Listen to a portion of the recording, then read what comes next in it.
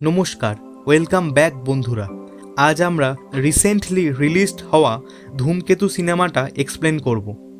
সিনেমাটা ডাইরেক্ট করেছেন কৌশিক গাঙ্গুলি। তিনি এর আগে বিসর্জন, বিজয়া, খাদ, নগরকীর্তন, অপুর পাঁচালী, অর্ধাঙ্গিনী, দৃষ্টিকোণের মতো সিনেমা ডাইরেক্ট করেছেন। ধূমকেতু সিনেমাটিতে অভিনয় করেছেন সুপারস্টার দেব, শুভশ্রী গাঙ্গুলি, রুদ্রনীল এবং আরও অনেকে। তো আর বেশি দেরি না করে সিনেমাটা এক্সপ্লেন করা শুরু করা যাক।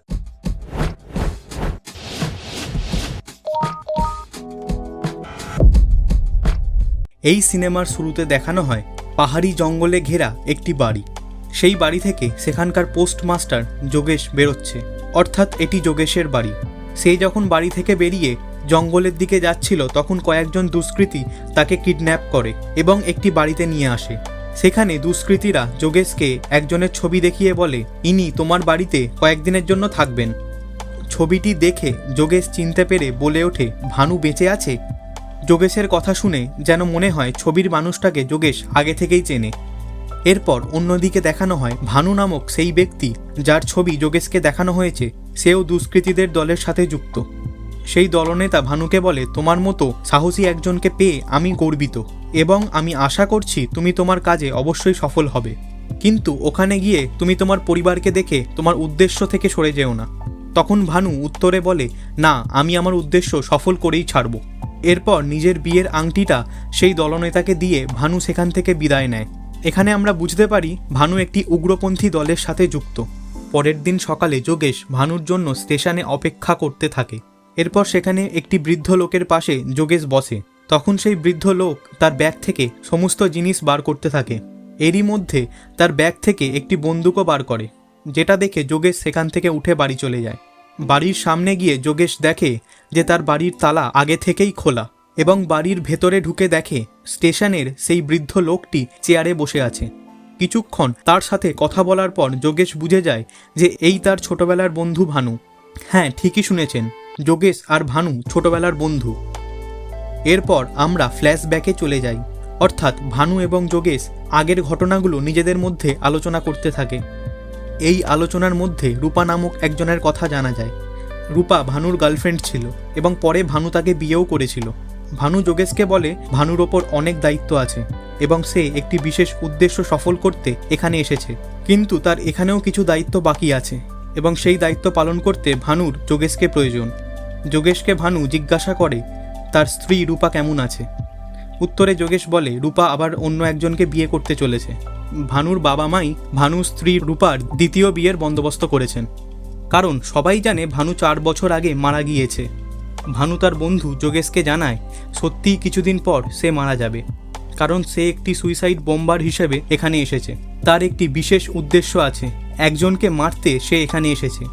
এই কথা শুনে তার বন্ধু যোগেশ যথেষ্ট ভয় পেয়ে যায় এবং ভানুকে বাধা দিতে চায়, কিন্তু ভানু যোগেশের কোনো কথাই শোনে না।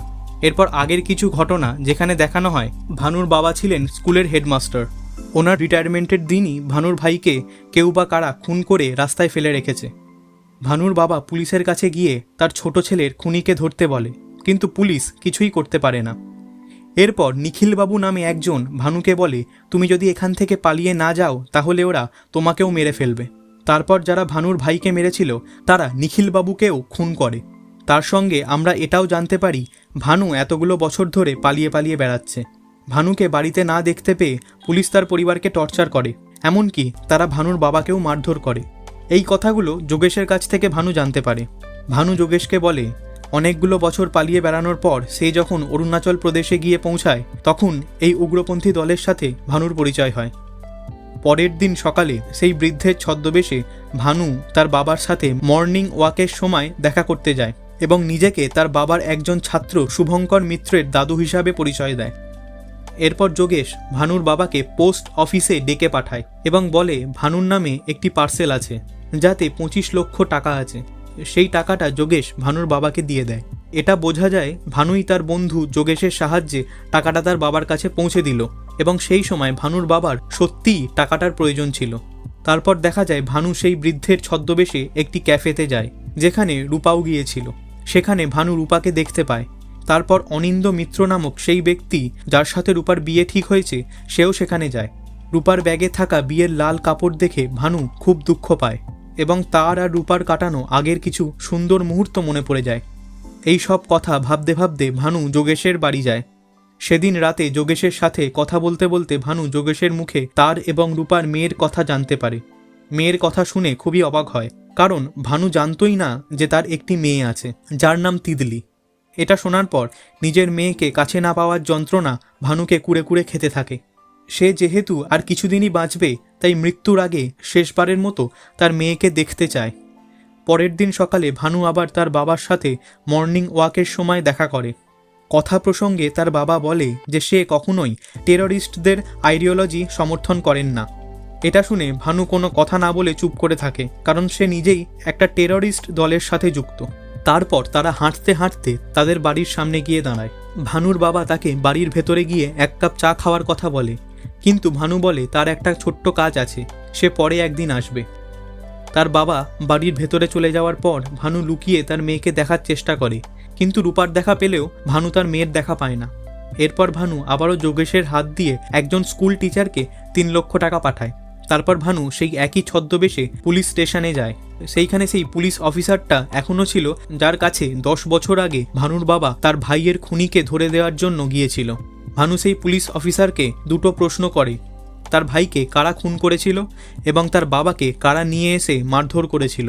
পুলিশ অফিসারটি প্রথমে এসব কিছু বলতে চায়নি, কিন্তু ভানু একটি কার্ড দেখাতে ভয় পেয়ে সব কথা বলে দেয়। জানা যায় যোগিন্দর সিং নামে একজন প্রপার্টি ডিলার ভানুর ভাইকে খুন করেছিল এবং তার বাবাকেও মারধর করেছিল। সেই পুলিশ অফিসারটি সবকিছু জেনেও কোনো স্টেপ নেয়নি, সেই কারণে ভানু সেই পুলিশ অফিসারটিকে মেরে ফেলে। এরপর ভানু যোগিন্দর সিংয়ের গাড়িতে বোম ব্লাস্ট করিয়ে যোগিন্দর সিংকেও মেরে ফেলে। পরপর 2টি খুনের জন্য শহরে কারফিউ জারি হয়েছে।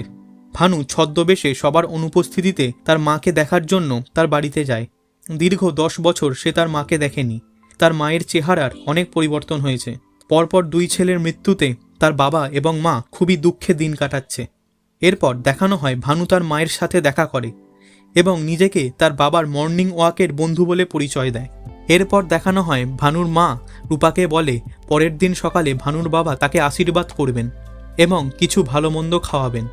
রূপা তার বিয়েতে ভানুর বাবা মা যে গয়নাগুলো দিয়েছিল সেগুলো ফেরত দিতে চায়, কিন্তু ভানুর মা সেগুলো নেয় না। ভানুর বাবা রূপাকে বলে এই বাড়িটাকে যেন সে নিজের বাপের বাড়িই মনে করে। পরের দিন সকালে দেখানো হয় ভানু নিজেই ছদ্মবেশে তার বাড়িতে এসেছে এবং প্রথমবারের জন্য তার মেয়ে তিতলিকে দেখতে পায়। বাবা হয়ে একটি বারের জন্যও মেয়েকে জড়িয়ে ধরতে না পারার অক্ষমতা তাকে কুড়ে কুড়ে খায়। সেখানে গিয়ে ভানু যখন চায়ের কাপে 3 চামচ চিনি মেশায়, তখন ভানুর মা বলে ওঠে, আপনি আমার বড় ছেলের মতো। আমার বড় ছেলেও চায়ে 3 কাপ চিনি খেত। এরপর ভানু রূপার হবু স্বামী অনিন্দের বাড়ি যায়। প্রথমে ছদ্মবেশে তার বাড়িতে ঢুকলেও পরে ভানু তার নিজের রূপে ফিরে আসে এবং তার আসল পরিচয় অনিন্দকে দেয়। ভানু অনিন্দকে বলে সে যেন রূপা এবং তিতলির ঠিক মতো খেয়াল রাখে, আর ভানু অনিন্দকে 15 লক্ষ টাকা দিয়ে বলে তিতলির ভবিষ্যৎ যেন সুন্দর হয়। অনিন্দ বারবার ভানুকে বোঝাতে চায় যে রূপার এবং তিতলির দুজনেরই ভানুকে খুব প্রয়োজন, তাই সে যেন আবার ফিরে আসে, কিন্তু ভানু তাতে রাজি হয় না। ঠিক এমন সময়ই রূপা সেখানে আসে। সেই জন্য ভানু পিছনের দরজা দিয়ে পালিয়ে যায় এবং যাওয়ার আগে সে অনিন্দকে বলে যে ভানুর ব্যাপারে অনিন্দ যেন রূপাকে কিছু না বলে। বাইরে থেকে জানালা দিয়ে রূপা আর অনিন্দকে দেখে ভানুর তার আর রূপার কাটানো সুন্দর সুন্দর মুহূর্তগুলো মনে পড়ে যায়, যার ফলে ভানু খুবই ইমোশনাল হয়ে পড়ে। সে যোগেশের বাড়ি গিয়ে পরের দিনের জন্য তৈরি হয়, কারণ কালই তার জীবনের শেষ দিন। সে যোগেশের বাড়ি গিয়ে পরের দিনের জন্য তৈরি হয়, কারণ কালই তার জীবনের শেষ দিন এবং এটাই তার জীবনের শেষ মিশন। যোগেশ তার বন্ধুকে আটকানোর অনেক চেষ্টা করে। সে ভানুকে এখান থেকে পালিয়ে যাওয়ার কথাও বলে, এমনকি পুলিশের কাছে নিজেকে সারেন্ডার করার কথাও বলে, কিন্তু ভানু কিছুই শোনে না।